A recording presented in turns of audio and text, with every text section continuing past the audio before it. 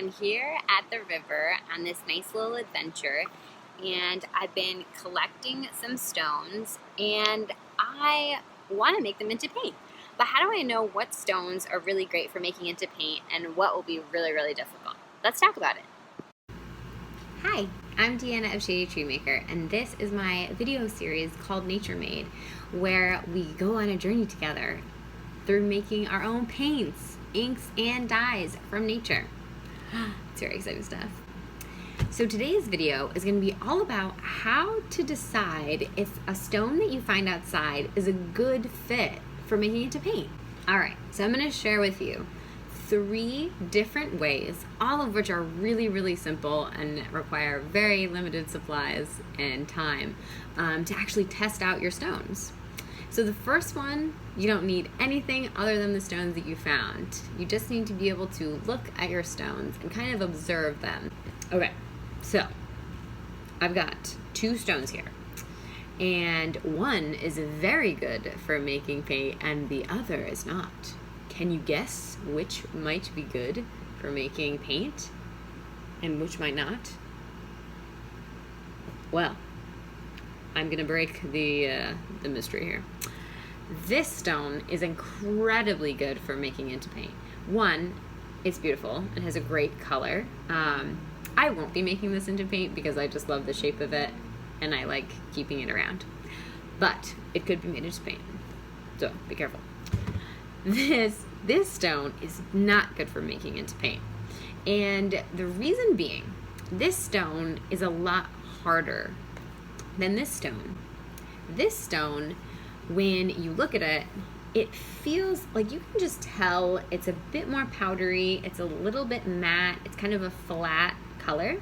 Whereas this one, it feels a bit like a crystal. It's a quartz. It feels, it has some shine to it, and that tells me that it's more of a crystal structure and it's not going to be good. So if it feels like this, if it looks like this versus this, you're already off to a good start. So for step 2, you're going to take the rocks that you've collected, and what you're going to do is you're going to test them against a larger stone. Just for convenience, I was using the boulder that I was already sitting on. And what I did was I scratched into it and made little marks. So what we're looking for here is to see if some powder comes off when we just make these small marks. It definitely seems like it is a softer stone than the boulder, but that's all that's telling me. Because there isn't any powder kind of already coming off of this is probably going to be a pretty tough stone. This one, however, when I do my little marks, you can already see some of the powder coming off of the stone, which is a really, really good sign. That means that this will probably be pretty easy to make into a powder and is worth my time. So I'm going to put that one up here, and you can see tons of powder is already coming off. That's going to be a really great stone to work with for me.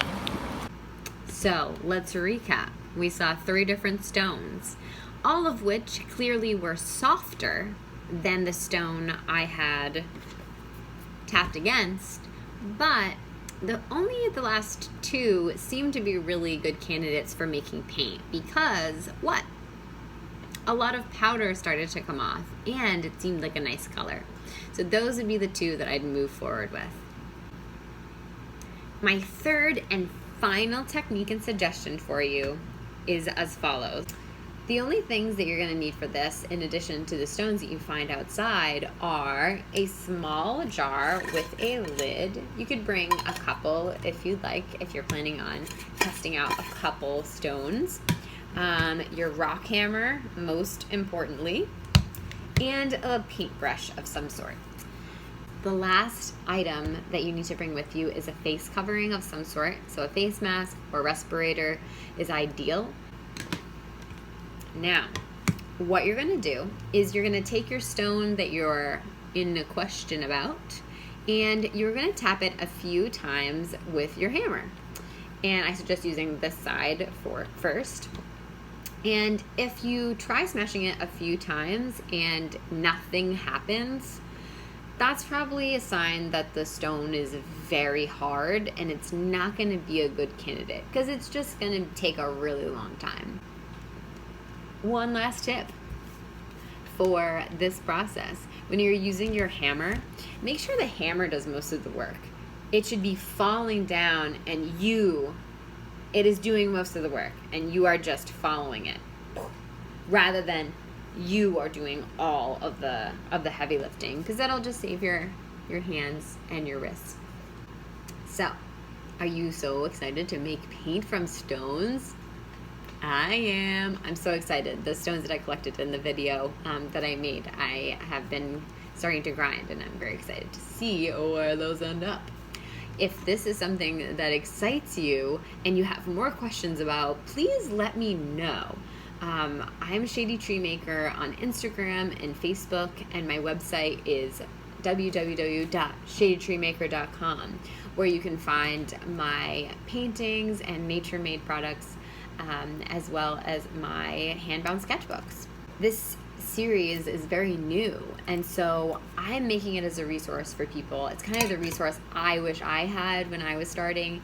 So if there are questions that you have, please reach out to me, and I'll make sure to make videos that involve those questions, so that you can have a process that's a little bit easier.